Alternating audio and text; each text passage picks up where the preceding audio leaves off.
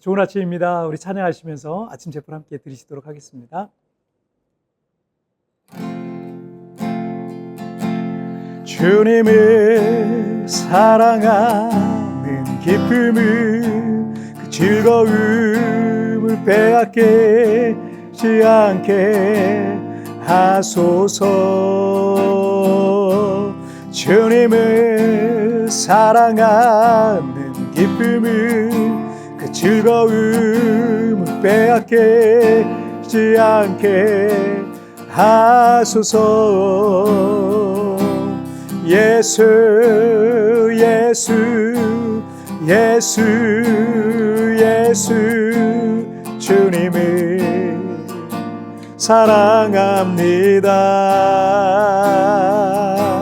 예수 예수 예수 예수 주님을 사랑합니다.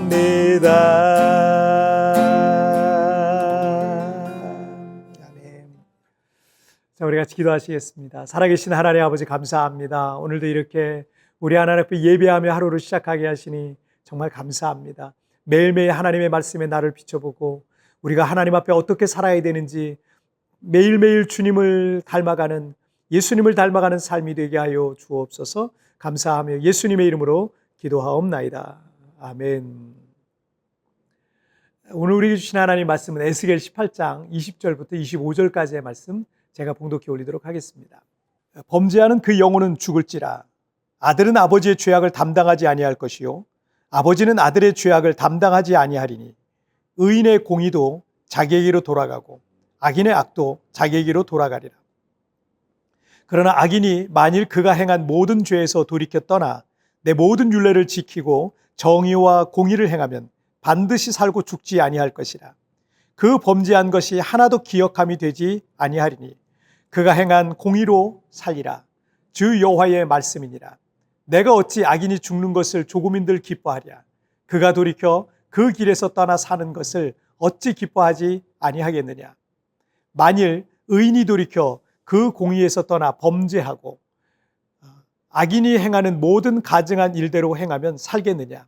그가 행한 공의로운 일은 하나도 기억함이 되지 아니하리니 그가 그 범한 허물과 그 지은 죄로 죽으리라. 그런데 너희는 이르기를 주의 길이 공평하지 아니하다 하는도다. 이스라엘 족속아 들을지어다. 내 길에 어찌 공평하지 아니하냐. 너희 길이 공평하지 아니한 것이 아니냐. 아멘. 20여 년 전에 우리나라에서 출판된 그 가게 흐르는 저주를 끊어야 산다 라는 책이 기독교 서적 중에 베스트셀러가 된 적이 있었습니다. 이 가정과 자녀들 가운데 마치 저주와 같이 계속 안 좋은 일이 벌어지고 있는 원인이 가게 흐르는 저주 때문이고 그것을 끊어야 나와 가문이 산다라는 책인데, 기독교 서적에서 나왔지만 자칫 유교적 무교신앙과 무속신앙과 또 기독교 신앙의 혼합으로 성경적 기독교 신앙의 변질이 우려되는 그런 책이기도 합니다. 자녀들은 유전적으로 부모를 아무래도 많이 닮게 되어 있습니다. 부모의 좋은 점들을 닮으면 좋겠지만 닮지 않았으면 하는 부분까지도 닮는 경우가 있어서 부모들은 자녀들의 그런 모습을 보면서 속상해하는 경우도 있습니다. 외적인 모습과 기질적인 모습 등등은 뭐 어쩔 수 없는 부분일 겁니다. 이런 것은 유전이죠. 유전이라고 할 수 있죠. 그리고 유전은 아니지만 후천적으로 이 부모를 닮는 경우도 있습니다. 그것은 부모의 생각과 말과 가치관과 습관과 태도와 같은 것들은 후천적으로 부모의 영향과 그 역할이 크다라고 할 수 있습니다. 물론 후천적으로 어떤 환경에서 성장하고 생활하는가에 따라서 그 과정에서 어떤 사람을 만나고 그에게 영향을 받느냐에 따라서 이 육신의 부모와는 다른 인격과 태도로 살 수도 있는 겁니다. 사람은 영혼 육을 갖고 있잖아요. 여기서 또 한 가지 의문을 갖게 되는 것은, 그렇다면 부모의 죄가 자녀에게 유전되는가라는 문제예요. 성경은 이 문제에 대해서 어떻게 말씀하시고 있을까요?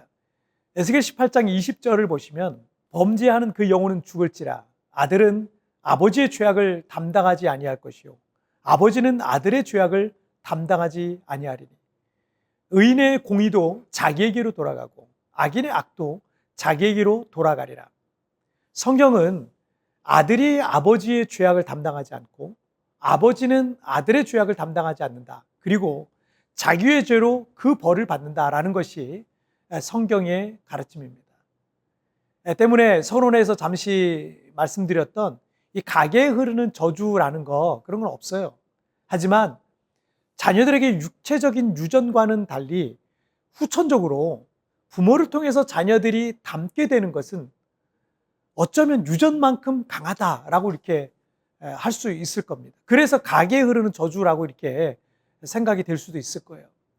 부모의 모습을 보면 자녀들은 무엇인가를 학습하게 되어 있고 자기도 모르게 부모의 생각과 가치와 말과 태도와 습관과 행동 같은 것들을 담게 되어 있는 겁니다. 만약 부모가 오직 믿음으로 살고 늘 하나님 앞에 기도하고 말씀을 가까이 하고 신실하게 살고 착하고 선한 마음으로 섬기며 봉사하고 희생하고 양보하며 온유와 겸손으로 살아가는 모습을 자녀들이 보면서 자라게 된다면 그 자녀들 역시 그런 삶을 살아갈 가능성이 매우 큽니다. 하지만 반대로 조금도 양보하지 않고 이기적으로 살고 돈을 우상으로 삼고 거만과 교만을 옷으로 삼고 하나님의 말씀을 경홀히 여기고 믿음 생활을 엉터리로 하면서 살아가는 그 부모 아래에서 자란 자녀들은요, 부모의 그 세속적이고 위선적이고 이기적이고 탐욕적인 그 모습을 닮아서 그 부모와 같이 그렇게 살 가능성이 큰 겁니다. 그러니까 의학적으로 부모의 죄가 자녀에게 유전되지는 않지만 후천적으로 부모의 모습을 거울 삼아 보고 자란 자녀들은 부모의 죄를 똑같이 이어갈 가능성이 아주 크다라고 할 수 있는 겁니다. 그러니 우리 부모 되는 우리가 얼마나 잘해야 되겠습니까? 자, 21절을 한번 보시면 그러나 악인이 만일 그가 행한 모든 죄에서 돌이켜 떠나 내 모든 율례를 지키고 정의와 공의를 행하면 반드시 살고 죽지 아니할 것이라. 비록 불신앙적이고 세속적이고 탐욕적이고 많은 범죄를 저지른 부모 아래에서 자란 자녀가 있다 할지라도 그 자녀가 하나님을 경외함으로 순종과 선함과 진실함 가운데 살아가면 그는 하나님의 복을 누리게 될 겁니다. 그뿐만 아니라 그의 인생과 또 그의 가정과 혹 이제 그가 결혼해서 후손을 갖게 되면 그 후손까지도 그 복을 누리게 될 거예요. 자, 23절을 보시면 주 여호와의 말씀이니라. 내가 어찌 악인이 죽는 것을 조금인들 기뻐하랴. 그가 돌이켜 그 길에서 떠나 사는 것을 어찌 기뻐하지 아니하겠느냐.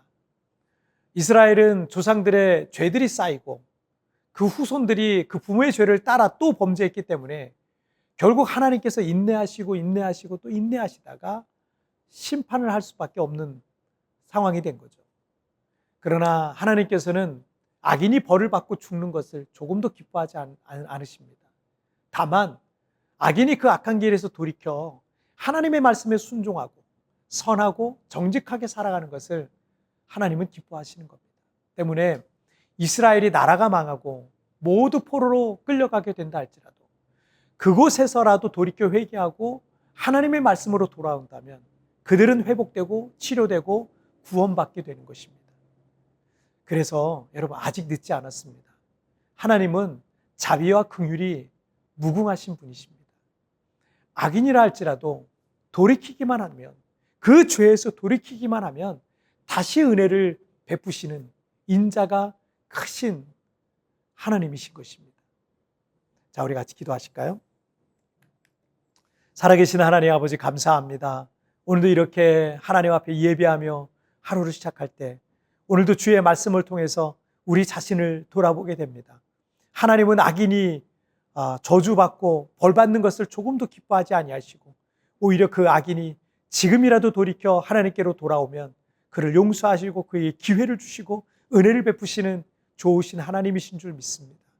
오늘 우리의 삶에 돌이켜야 될 부분을 깨닫게 하여 주시고 그렇게 돌이켜서 우리 하나님 앞에 나갈 때 우리의 삶 가운데 하나님의 은혜와 복이 흘러서 그것을 간증하는 우리의 인생이 되게 하여 주옵소서. 감사하며 예수님의 이름으로 기도하옵나이다. 아멘. 여러분 뒤편에 나오는 오늘의 묵상 보시면서 개인적으로 묵상하시고요. 짧게라도 뜨겁게 기도하시면서 오늘 하루 주님과 동행하시길 바랍니다.